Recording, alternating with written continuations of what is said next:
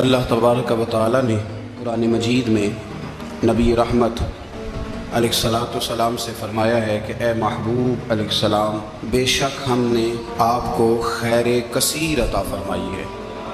انا اعطیناک الکوثر، محبوب ہم نے آپ کو خیر کثیر دے دی۔ اب آپ اس کے جواب میں یہ کریں کہ فصل لربک، اپنے رب کے لیے نماز پڑھیں، وانحر اور قربانی کریں، نماز پڑھیں اور قربانی کریں۔ ان شانئک ھو الابتر، آپ کا جو دشمن ہے وہ بے نام و نشان رہے گا، آپ کا دشمن۔ قربانی شعار اسلام میں سے ہے، قربانی اللہ کو بڑی محبوب ہے۔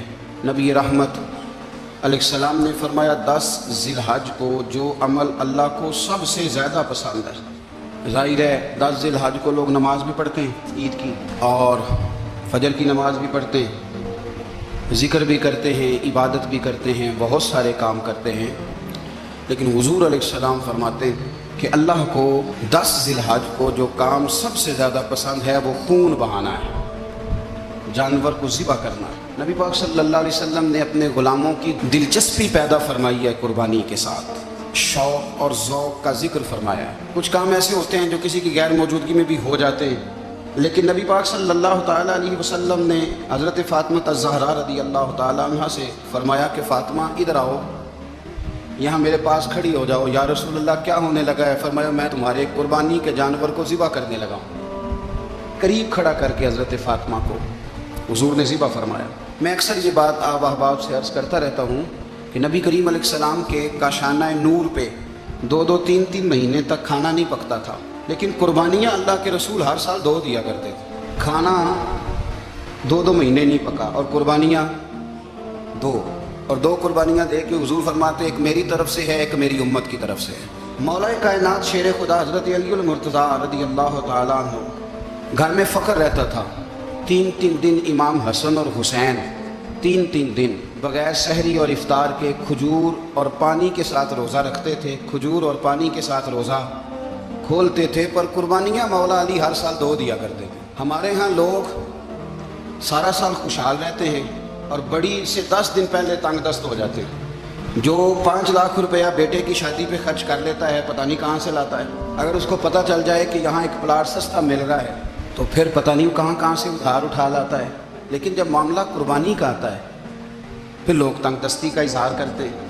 یاد رکھو، جب بندہ رب کریم کے راستے میں دیتا ہے، حضور علیہ السلام نے فرمایا تھا حضرت اسماء سے کہ تو اللہ کے راستے میں بے حساب خرچ کر، رب بھی تجھے بے حساب ہی عطا فرمائے گا۔ قربانی کے لیے شوق پیدا کریں، ذوق پیدا کریں اور دلچسپی پیدا کریں۔ یہ بات ٹھیک ہے کہ قربانی صاحب استطاعت پر فرض ہے، لیکن اس کے لیے شوق پیدا کریں۔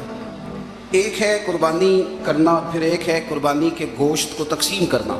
قربانی کا سارا گوشت گھر میں رکھنا جائز ہے، اور جب تک آپ کا دل کرے آپ وہ گوشت کھائیں، شریعت آپ کو منع نہیں کرتی۔ لیکن میرا یہ سوال ہے کہ قربانی ظاہر ہے وہی لوگ کرتے ہیں نا جن کے پاس طاقت ہوتی ہے، تو سارا سال گوشت کھاتے ہیں، تو مطلب سارا سال اگر آپ گوشت کھا رہے ہیں تو پھر آپ مہربانی فرمائیں، یہ تو اللہ کے راستے میں ہے تو کوشش کریں یہ تقسیم ہو جائے۔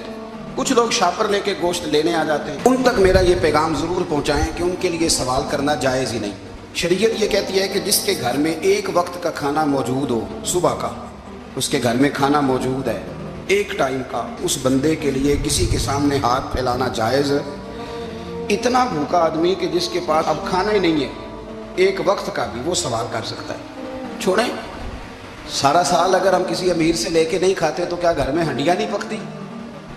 بالکل نہیں سوال کریں، قطعاً کوئی ضرورت نہیں، یہ جائز ہی نہیں ہے سرے سے۔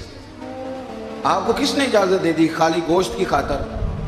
جہاں اللہ تعالیٰ آپ کو مرچ دے رہا ہے، نمک دے رہا ہے، گھی دے رہا ہے، گھر رہنے کے لیے دے رہا ہے، وہ رب کریم 1000 روپے کا گوشت بھی عطا فرمائے گا۔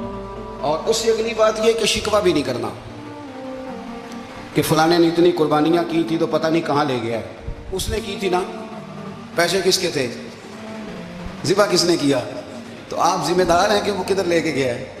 یہ بحث کرنے کی بھی اجازت دین ہمیں نہیں دیتا، تنقید کی بھی اجازت دین ہمیں۔ اس بات کو بھی ضرور ذہن میں رکھیں کہ ہم کہتے ہیں میں نے ابا جی کی اس سال کرنی ہے، اور پھر اگلے سال اماں جی کی کرنی ہے، اور پھر اس سے اگلے سال میں نے اپنی کرنی ہے. جس بندے کی جیب میں پیسے ہیں قربانی اس پر واجب ہے, اس کے ابا جی پر واجب نہیں. اگر ابا جی کے پاس الگ پیسے ہیں تو ابا جی پر قربانی واجب ہوگی.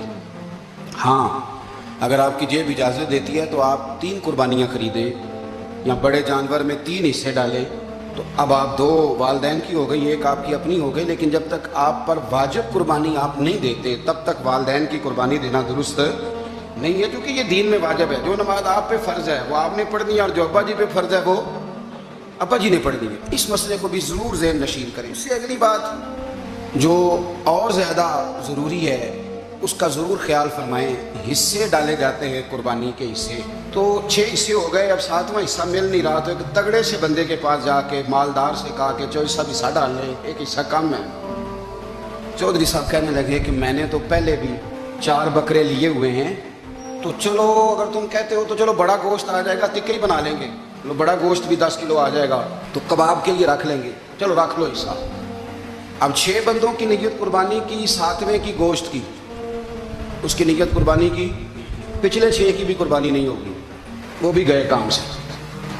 آپ اس بات کو سمجھیں کہ قربانی کا مطلب یہ ہے کہ خالص اللہ کی رضا کے لیے مخصوص وقت میں مخصوص جانور ذبح کرنا. اس لیے یہ ضرور توجہ کریں اس بات پر کہ ہم کئی لوگوں کو فورس کر کے شامل کر لیتے ہیں. بندہ مالدار ہوتا ہے وہ بھی کہتا ہے چلو ٹھیک ہے کوئی حرج نہیں, لیکن وہ نامینیٹ کرے گا. اگر اس نے اپنی قربانی رکھ لیا تو پھر وہ بتائے گا یہ قربانی کس کی ہے, والدین کی ہے, کس کی ہے. تو قربانی اس ترتیب سے کریں کہ اس کے سارے مسائل سے آگاہی آ سکے.